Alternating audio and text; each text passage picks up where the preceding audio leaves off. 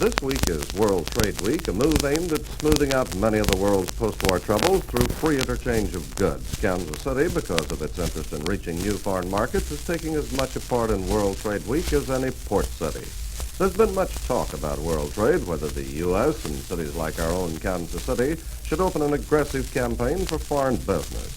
Now, there are two very decided schools of thought on the issue, and to bring out both sides, we have here in the KCMO studio two Kansas City businessmen, both aggressive leaders in their line. One is John W. Cain, president of the Midland Flour Milling Company. Mr. Cain thinks Kansas City and the rest of the world should do everything possible to spread world trade to the utmost. The other, and on the other side of the fence, is Fred Nichols. He's president of Mid-Continent Paint and Lacquer Manufacturing Company. First off, these men are going to outline their views on world trade.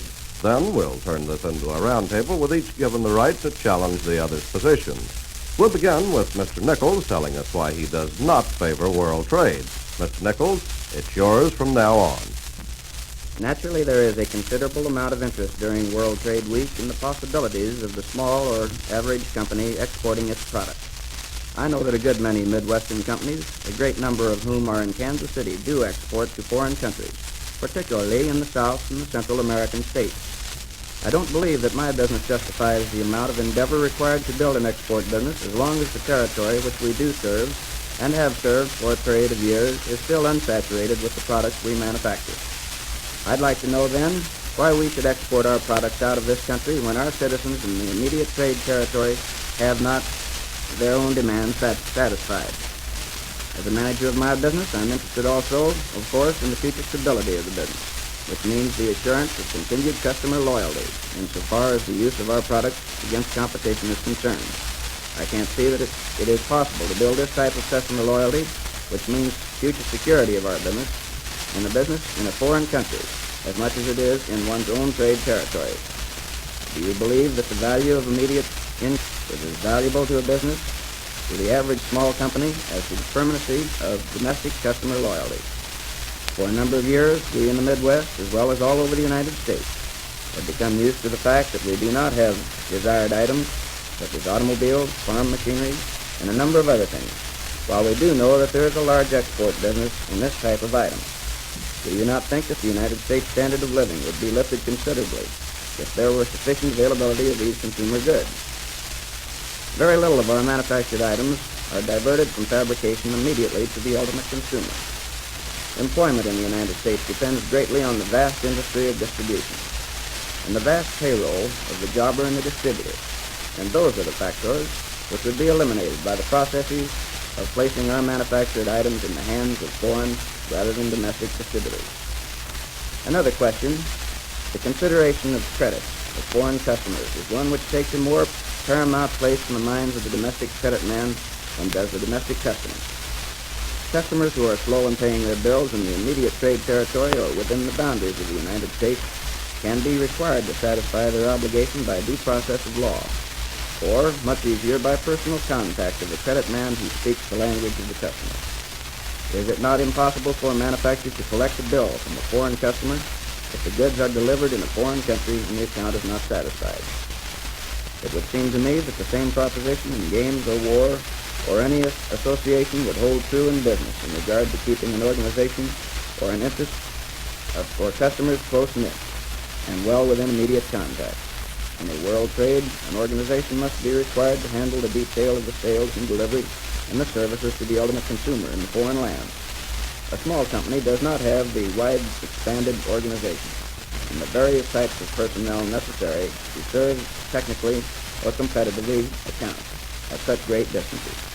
I do not believe that in some cases requiring technical service, follow-ups can be done for a customer who is not well within reach of a technical service department qualified to satisfy any problem the customer might run up against. Thank you, Mr. Nichols, for outlining your reasons on why you think foreign trade should not be expanded at this time. I'll tell you, you grab your pencil and sit back now, and we'll hear from John W. Cain on why he thinks world trade should be encouraged. Mr. Cain? Increased profits in foreign trade. It is difficult for the average person to see where he has any interest in world trade. But we who are directly in world trade realize that some part of every dollar that the average American citizen earns comes from world trade. The channel through which it flows may be very indirect, but the statement is a true one. The most urgent requirement for this country is attaining lasting prosperity and peace, is to achieve maximum employment at wages that can support our high standard of living. If we were to attempt to sell our productive capacity in domestic markets, it is quite obvious that we would soon have the country loaded and production would have to be curtailed. Whatever that curtailment might be, it would result in some unemployment. With this situation facing a businessman, he will naturally look for new markets to absorb his lagging production. With our domestic market filled, the only place to look is abroad, and as soon as a businessman receives orders from another country, he is in world trade. The export order results in stepping up lagging production. Unemployment is reduced, and these people who earned wages from the export trade their employer has received will have more to spend with the butcher and baker. Why do we need exports? That is almost like asking why we need prosperity. Yet many people ask the question. Since exports represent only about 5 to 7% of our national income, some say, how can exports make such a big difference in our economy? Well, the automobile industry sells only 7% of its output in Boston, Chicago, New York, and Washington. Would you say it could dispense with those markets and still operate on a profitable mass production basis? Would anyone say that because the workers in Pittsburgh represent a little over 2% of our whole working force, that the steel industry contributes only 2% to our national economy? Many of our larger industries are able to produce on a mass production basis only because of the margin represented by their export market. Without that export margin, ranging in some industries from 15 to 45%, our automobiles, industrial machinery, agricultural implements, and electrical equipment would be too costly for a large part of the American market. Without exports, whole areas, the South, for example, with its cotton exports, Kansas and Oklahoma with their surplus wheat crops would disappear as a market for our domestic output of goods. The purchasing power of millions of farmers is derived from the money received from the export sales of wheat, cotton, tobacco, and other agricultural crops. We must stop thinking of world trade as something remote from our daily lives and the welfare of our families, or as being merely a complicated matter of concern only to economists and bankers. It is high time for us to realize that world trade is really vital to our jobs and our security. It is also important that we realize world trade is a two-way street. It means imports as well as exports. Each time we buy materials from another country, we pay for them in dollars. These dollars are then used by the consumers in other countries to buy American products. There are many people who think of the United States as absolutely self-sufficient. Nothing is further from the truth. We are dependent on the rest of the world for a large number of things that enter into the fabricating of our daily lives. A few of these are drug materials for medicinal purposes, aromatic materials for cosmetics, manganese and alloy materials for our great steel industry, sugar, tea, coffee, and spices for the dinner table, mica for the electrical industry, quartz crystal for radios, leather for shoes, cocoa for candy, and all through an interminable list of products that are essential to our standard of living, but are not produced in this wonderful country of ours. Just suppose for a minute that we stopped exporting and then think of what even a 10% decline in our mass production industries would mean to our millions of workers. Then ask the question, why does a country with our incomparable resources need imports? The answer is that we could never have reached our incomparable level of industrial capacity if we had not had access to the materials of the whole world. Our industrial plants would have to shut down without imports of manganese, nickel, tin, asbestos, and a long list of other indispensable materials. The business derived from world trade, both import and export, means production. Production means jobs, and jobs for all means prosperity. Thank you, Mr. John W. Cain, for outlining your case for increased world trade.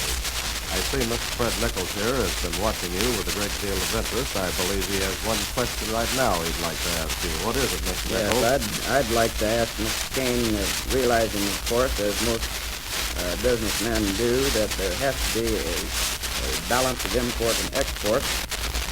Is it necessary, however, for the small companies to participate in this balance of imports and exports that do bring to us the required raw materials from foreign countries? I believe that most of the larger corporations, the trusts and so forth in the United States, do carry on an enormous export business to balance this import. But as long as a small company is enjoying a good business, attempting to saturate its own territory, is it necessary for the small company to take part in this export business? What have you to say to that, Mr. Cain? Mr. Nichols, you asked whether your business justifies the endeavor required to build up an export business as long as the domestic territory you serve is still unsaturated with the products you manufacture.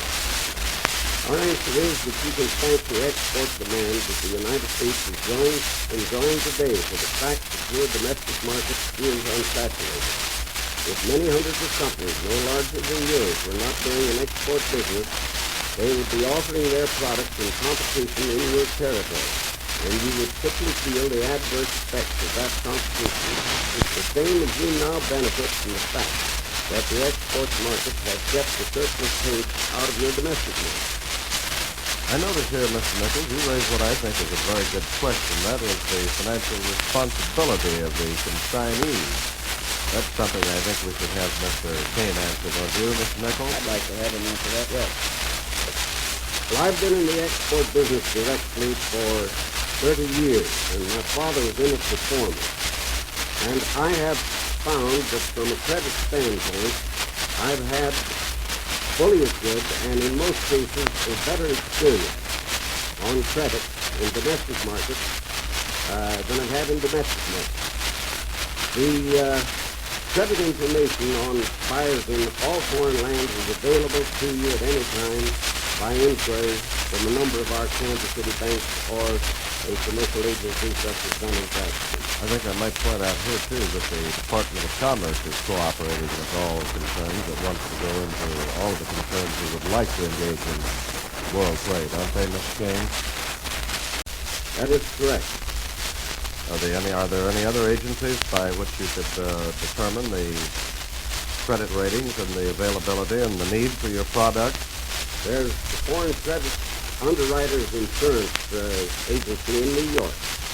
It will supply any information needed.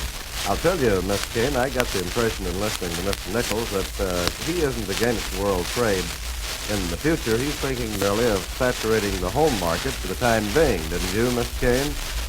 I have that impression, but the best insurance that Mr. Nichols can get against a depression in his own business or any slacking off is to get a percentage of output now in export markets.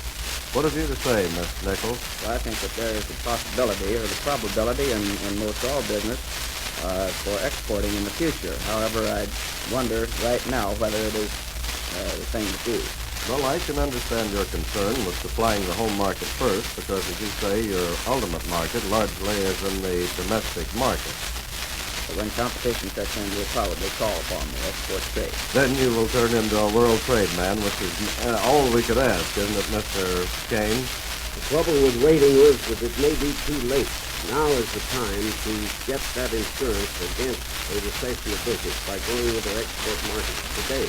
Thank you very much, Mr. Cain and Mr. Fred Nichols, for giving us an insight on why we should at least be thinking of world trade, no matter how you feel, because it's something we all must consider in the days to come.